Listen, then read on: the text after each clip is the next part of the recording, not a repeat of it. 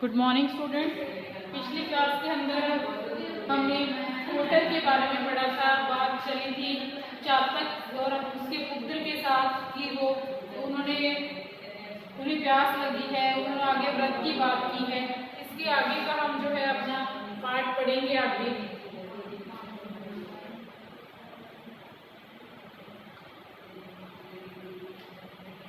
तो चातक पुत्र जो है वो आगे कहता है कि चातक पुत्र चुप, उसने अभी तक इस बात पर विचार ही नहीं किया था।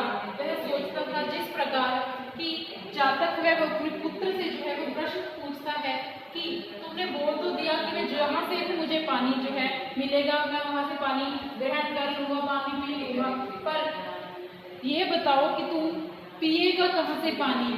ठीक है, तो उसी प्रकार मैं भी पीऊँगा जिस प्रकार कैसा है उसकी समझ में नहीं आया था। लड़के को चुप देखकर पिता ने समझा कमजोरी यही है। वह जानता था कि कमजोरी के कारण ऊपर से ही आक्रमण करना विजय की पहली सीढ़ी है। बोला चुप कैसे रह गए। चातक अपने बेटे से पूछता है कि चुप कैसे रह गए, बताओ तुमने कहाँ से पानी जो है वो जल है ग्रहण करना है, बताओ तुम जल कहाँ से ग्रहण करोगे। हिचकिचाकर अपनी बात समय ही खंड खंड करते हुए लड़के ने कहा जहाँ से और दूसरे ग्रहण करते हैं वहीं से मैं भी करूँगा। तो खंड खंड का मतलब होता है अटकते अटकते जो है वो अपनी बात कहता है चातक पुत्र कि जहाँ से बाकी जो है पशु पक्षी जो है चिड़िया है वो सारे जल ग्रहण करते हैं, वहाँ से क्या है मैं भी वहाँ से जल जो है ग्रहण कर लूँगा। पिता ने कहा पड़ोस में वह पोखरी है, अनेक पशु पक्षी और आदमी भी वहाँ जल पीते हैं, तुम वहाँ जल पी सकोगे। बोलो है हिम्मत। पोखरी होता है कि जमीन के अंदर खड्डा बना होता है बड़ा सारा जिसके अंदर पानी भरा होता है, जहाँ पर क्या है पशु पक्षी और आदमी जो है वो जल जैसे कुएं के जैसे वो वहाँ से जल जो है वो ग्रहण करते हैं। उसके बाद है चातक पुत्र को उस पोखरी के स्वर्ण से ही फुरहरी आ गई। वह उसमें कितनी गंदगी है, सूखे पत्ते डंठल आदि गिरकर उसमें पड़ते रहते हैं, कीड़े गुलगुलाते हुए उसमें साफ दिखाई दे सकते हैं। लोग उसमें कपड़े निखारते आते हैं या गंदे करने, कई बार सोचने पर भी वह समझ न सकता था। एक बार एक आदमी को अंजुली से पानी पीते हुए उसने पिता से कहा था देखो पिताजी ये कैसी घृणित जीव है। अवश्य ही उसने अपने व्रत का जिक्र उस समय नहीं किया था, परंतु उसके मन में उसी का गर्व छलक उठा था। अब इस समय वह पिता से कैसे कहे कि मैं उस पोखरी का पानी पीऊँगा। तो यहाँ क्या है कि चातक अपने पुत्र को जो है वो बताता है कि तू कहाँ से पानी पिएगा। ठीक, तो वो कहता है आगे कि पोखरी से जो है वो पानी पी लूँगा, छोटे तालाब के जैसा होता है, तो कि मैं वहाँ से जो है वो जल ग्रहण कर लूँगा। तो आगे बात करते हैं कि उसके अंदर कितनी गंदगी है। उसके अंदर क्या है सूखे पत्ते गिरे पड़े हैं, डंठल जो पेड़ के जो टहनियाँ होती हैं वो गिरकर उसमें सड़ते रहते हैं, कीड़े भी गुलगुलाते कि उसके अंदर कीड़े भी हैं, उसमें साफ सफाई दे सकते हैं। लोग उसमें कपड़े निहारते हैं कि लोग क्या है उसके अंदर अपने कपड़े भी धो के आते हैं या गंदे करने, कई बार सोचने पर भी वह समझ नहीं सकता था। एक बार एक आदमी को अंजुली से पानी पीते देख उसने पिता से कहा था कि एक बार क्या देखा था कि एक आदमी ऐसे हाथ से क्या है वो पानी पी रहा था, तो उसने कहा था कि देखो पिताजी ये कैसी घृणित जीव है। अवश्य ही उसने अपने व्रत का जिक्र उस समय नहीं किया था, परंतु उसके मन में उसी का गर्व जो है उछलक उठा था। अब इस समय वह पिता से कैसे कहे कि मैं उस पोखरी का पानी पीऊँगा।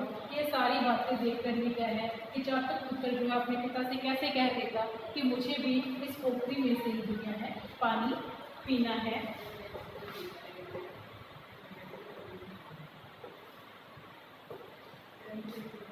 आगे है, चातक बोला, बेटा अभी तुम नासमझ हो, चाहे जहाँ से पानी ग्रहण करना।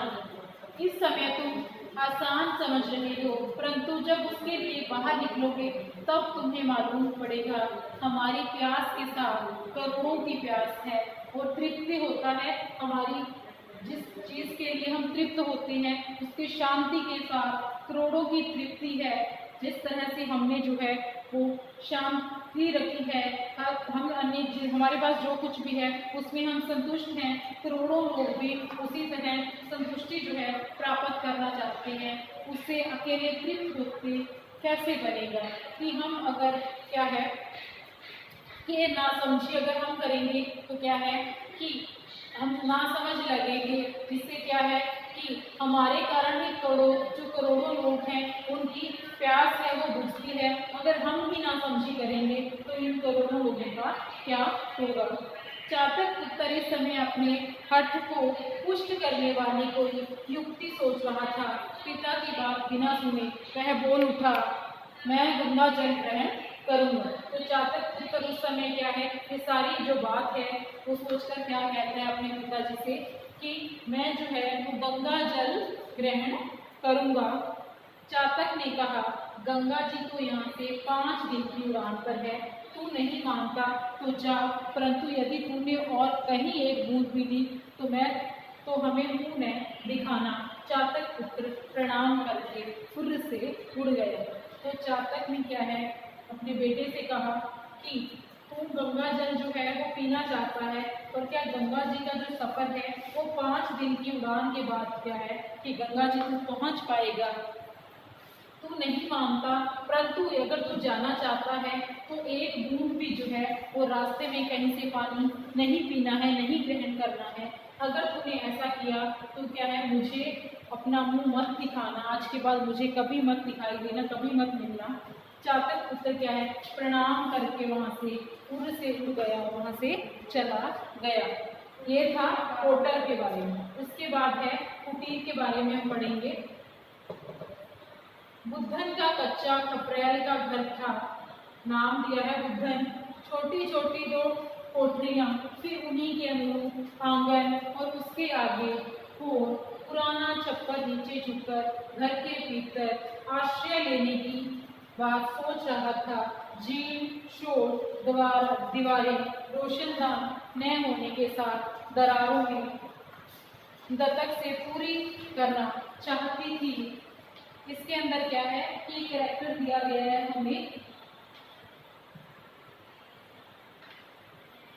बुद्धन का, और उसके जो आश्रय के बारे में, उसके घर के बारे में यहाँ पे बात हो रही है। उन्होंने आगे कहा है कि एक छोटा सा आंगन है, उसमें 2 कोठरियां हैं, कि ये सारा जो है वो पेड़ के ऊपर उन्होंने जो घोंसला बनाया है उसके बारे में सारी की सारी जो है वो बात हो रही है।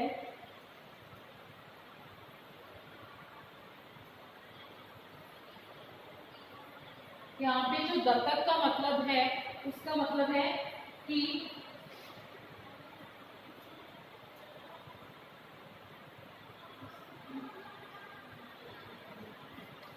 दीवारें रोशनदान न होने के साथ दरारों में दत्तक से पूरी करना चाहते थे।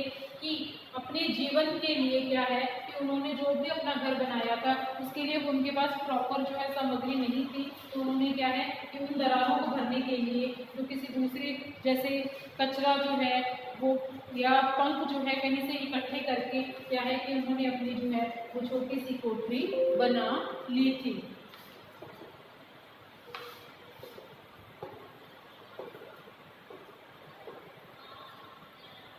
आगे है, उस घर में और कुछ हो न हो आंगन के बीच चातक पुत्र के विश्राम करने के योग्य नीम का एक वृक्ष था। तीसरी उड़ान की थकान मिटाने के लिए वह उसी जमीन पर उतरा। तो क्या है यहाँ पे बात हो रही है कि आंगन के बीच चातक पुत्र के विश्राम करने के योग्य एक नीम का वृक्ष था, और तीसरी उड़ान की थकान मिटाने खाने के लिए वह उसी ज़मीन पर उतरा था। तो उसने बताया था कि 5 दिन का जो समय है वो लगेगा। तो तीसरे दिन क्या है कि चातक जी का जो पुत्र है वो विश्राम करने के लिए नीचे उतरता है, उड़ता उड़ता, और वो क्या है ज़मीन पर उतर आता है। नील को संदिग्धता और सघनता ने चातक पुत्र को अपने निजी सहकार की याद दिला दी। निजी सहकार की उसके जो सगे संबंधी हैं उसकी याद दिला दी। विश्राम पाकर भी उसके जी में एक प्रकार की व्याकुलता उत्पन्न हो गई।